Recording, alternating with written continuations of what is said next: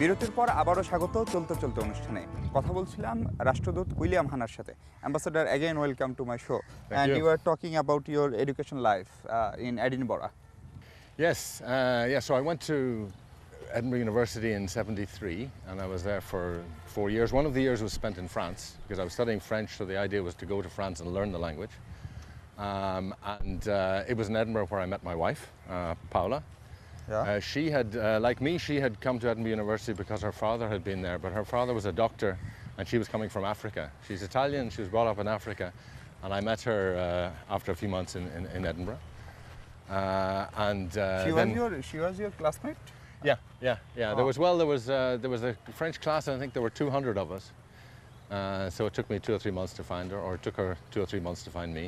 So find her for whole life? Yeah. That's What was the process? 1974, and where are we now? We're many years, 35 years later or more. So who first approached? Who first approached? Yeah. She asked me to dance. We were at a dance. I remember it well. I was playing rugby. Yeah. That day, and we'd done very badly in rugby. We'd lost the match. I'm not very happy when I lose. I'm not very happy when I play bad golf. I'm not very happy when I play bad rugby. So I was there at a dance feeling a bit sorry for myself. And she came up and asked me to dance, and I said yes. Good decision. Good decision. Good decision. So after 35 years, you thought that was one of the best decisions in your life? I think that was the best decision of my life. So, want to know more about her, about your... Well, she's here with me in Bangladesh. She's been with me, and we've been traveling around the world in the different posts where we've been assigned. She's always been there. She does many things. She's a linguist. She's very good at languages. She speaks several languages. She's Italian, but English is really her first language, and she speaks many others. So she's been here doing lots of things. She's been teaching. She's been training. She's been examining, for English language level. She's been doing that as well. She's been writing. She's been going around and participating in lots of projects of her own. As far I know, she is engaged with some people-oriented activities like Nokshi Katha. She's done some other historical things here in Bangladesh. Yeah, and I think a lot also, she's visited a lot of the slums with the sisters, the Italian sisters and so on, to see how people live here. So she probably knows Dhaka a little bit better than me, but it's always good. I always like to when I'm visiting projects and going around the country, to be with her, and she speaks the language better. She's going to be appearing on television on Itadi. Oh, in Bangladesh television? I think, yeah, she's going to have a cameo appearance. She's very, very excited about that, to star on television as well. So she will show in Bangladesh television? She'll be on your television soon, yes. Look out for her, yeah. So what about your child? How many children? Children, well, we have 3 children, and girl, boy, girl, and they're all grown up. But we got married very, very young. Got married after university. So our kids are all grown up, and we have 3 grandchildren, 3 boys. 3 boys. So you're a grandfather? I'm a grandfather, which is great fun. There are 2 of them are in Edinburgh now. My second daughter, my son. She has one grandchild, the second grandchild. He's called Finn. And then my eldest daughter is in London, and she has 2. Sam who's already 4 years old, and Max, who's only a few months. So I have 3 grandsons, and I'm very much looking forward to seeing them over the summer. It's a bit, when you're a long way away, it's a bit of a shame, but we're able to, with Skype now, we're able to Skype them and see them and chat to them, and and you can get quite close. But all the same, it's nice to be with them because they're such an interesting age. I have seen some pictures, some photographs of your grandsons with you in your office. Yeah. So what's your feelings after being 2 feelings? When you first time you become father, and when you first time you become grandfather. What are the difference between these 2 feelings? Well, I don't know. Are you a father?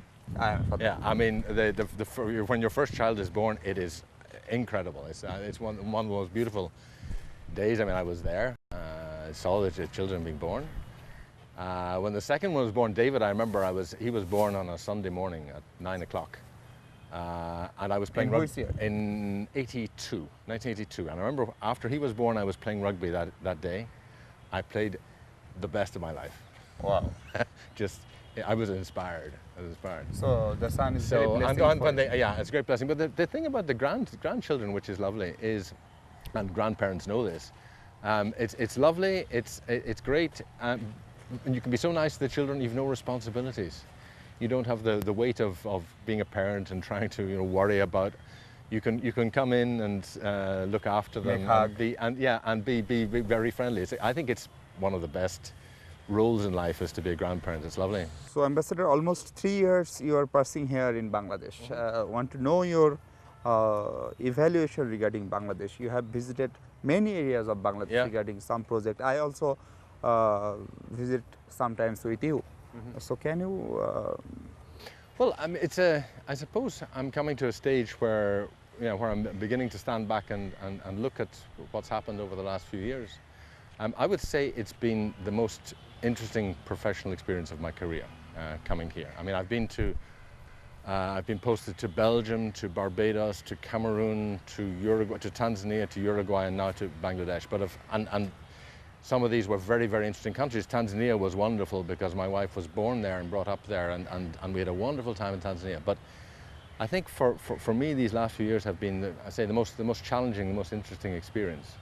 So I think I've learned a lot about the country, a country which people don't know very well. Before you come here, you don't really know what to expect.